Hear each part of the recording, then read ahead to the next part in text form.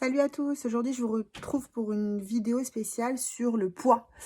Pourquoi il faut arrêter de se peser, pourquoi ça ne sert à rien, pourquoi ce n'est pas un bon indicateur quant à votre réussite en termes de perte de gras ou pas. Donc pour commencer, je vous rappelle que le poids, c'est l'ensemble de votre masse corporelle.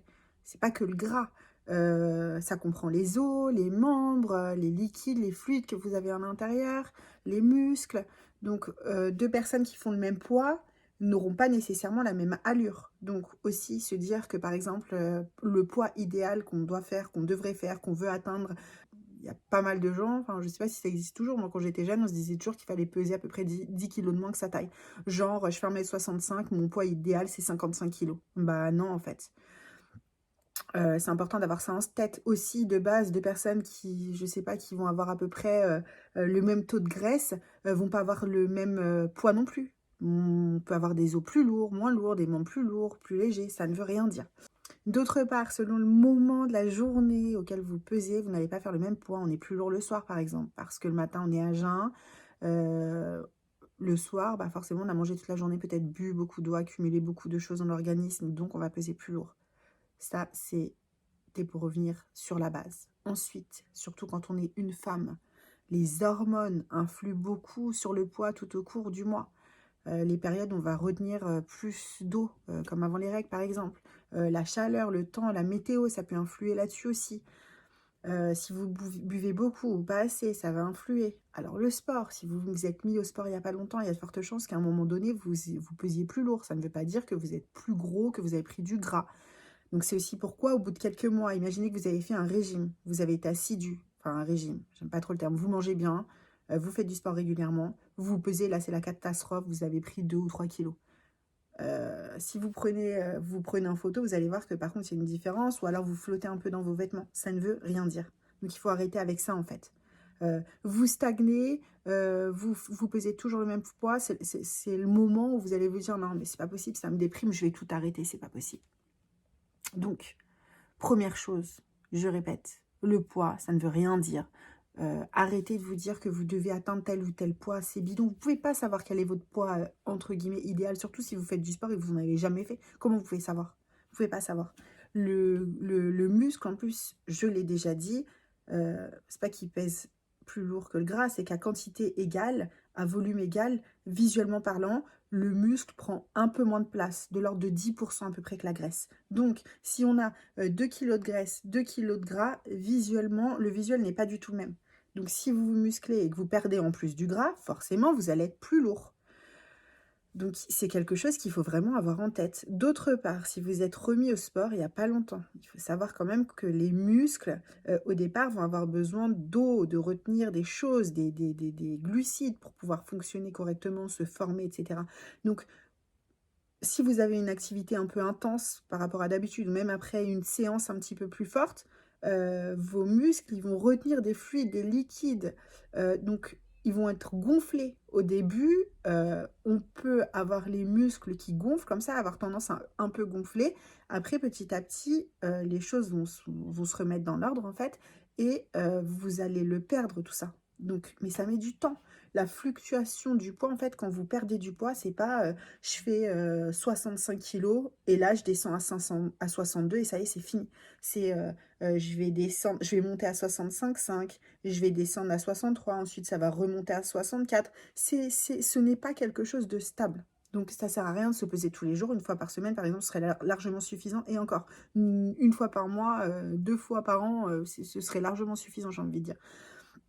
Les mesures peuvent être déjà un peu plus fiables, encore que, comme je vous dis, si vous avez fait du sport et que vous avez les muscles qui gonflent, ou si vous avez tendance à être ballonné, à faire de la rétention d'eau, bah vous allez prendre des centimètres, alors que ça ne veut pas dire que c'est du gras, et puis vous allez les perdre, en fait. Donc, c'est contre-productif, tout ça.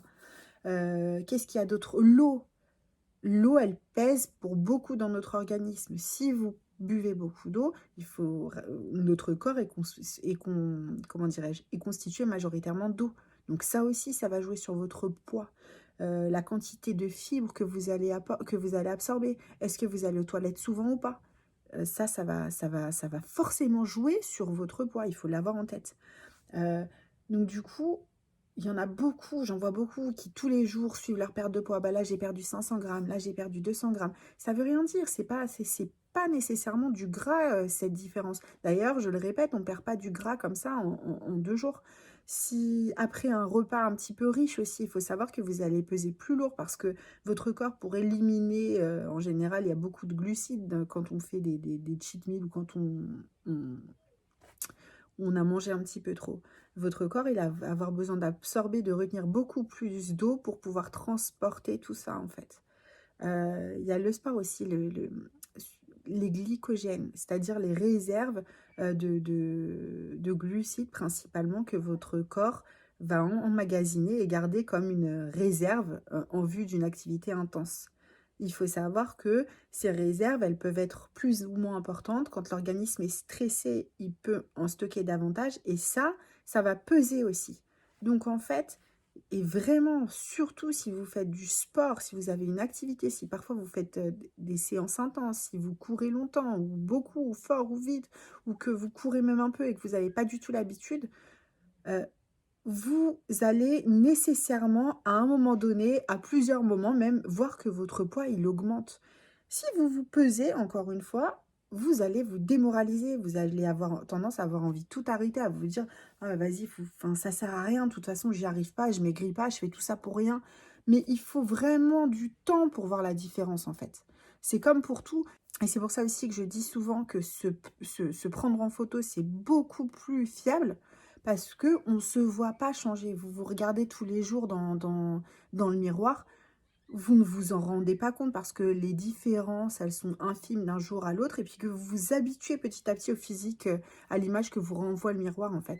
Donc, à moins de se prendre en photo, vous verrez pas la différence. Alors peut-être que vous verrez dans vos vêtements, mais et que vous aurez l'impression d'être un petit peu mieux, d'être un petit peu plus fin, un peu plus, d'être un peu plus, voilà, les vêtements flottent un peu, mais vous ne vous en rendrez vraiment compte. Vous n'aurez le choc que si vous faites des photos régulièrement.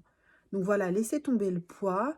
Vraiment, ce que je vous dis, vous pouvez le vérifier, faites des recherches là-dessus, regardez, intéressez-vous encore une fois au sujet. Vous verrez que euh, votre poids, il n'est pas fiable. Et surtout, si vous cherchez à perdre du poids, en général, c'est plutôt perdre du gras qu'on recherche. Vous faites du sport, vous prenez du muscle, votre poids va pas nécessairement changer. Donc déjà, oubliez cette histoire de poids idéal, à la limite, pensez en termes de taille de vêtements, ce serait peut-être mieux. Je veux rentrer dans un 36, je veux rentrer dans un 38, et encore, je crois qu'il faut aussi garder en tête, comment dirais-je, que parfois, il y a la génétique qui joue pour beaucoup aussi, et il y a, enfin, peut-être que certaines ne pourront jamais faire du 36 ou du 38 parce que c'est pas leur morphologie, ou parce que là, ça leur demanderait des efforts beaucoup trop intenses et intenables sur le long terme. Donc je pense qu'il faut aussi être lucide quant à sa génétique, quant à son physique, quant à ses possibilités ou pas, quant à ce qu'on aime ou pas, et ne pas chercher à trop perdre trop vite et de façon trop démesurée, parce que le but, encore une fois, c'est d'y arriver sur le long terme, d'avoir un poids stable, dans lequel un poids qu'on va pouvoir garder, prendre des habitudes qu'on va pouvoir garder à vie, et pas juste pendant quelques mois, le temps du régime, pour en reprendre 15 derrière, en fait. Voilà, donc c'est tout. Voilà, comme d'habitude, si vous avez apprécié la vidéo, merci de liker, partager, enregistrer pour plus tard. C'est ce qui aide à se faire connaître aussi. Si jamais vous pensez que vous avez besoin de conseils, si vous stagnez, si vous avez du mal à perdre du poids, si vous avez besoin d'être motivé au quotidien, si vous avez besoin de faire le point de savoir où vous en êtes, rendez-vous sur mon site heljam.fr. Vous pouvez réserver une séance de coaching, ne serait-ce que m'envoyer des photos de vos assiettes sur une semaine. Ça peut être assez révélateur de, parfois, pas dans tous les cas, mais en photo, on se rend quand même bien compte sur une semaine de ce que vous mangez, un peu de quelles sont vos habitudes et de ce qui pourrait être corrigé, encore une fois, donner des conseils pour que vous puissiez peut-être améliorer les choses de façon légère, hein. Le but, c'est pas non plus de critiquer, de juger tout ce que vous mangez, mais on voit quand même une tendance. Qu'est-ce qui pourrait être mis en place pour vous aider dans votre perte de poids, en fait. À bientôt.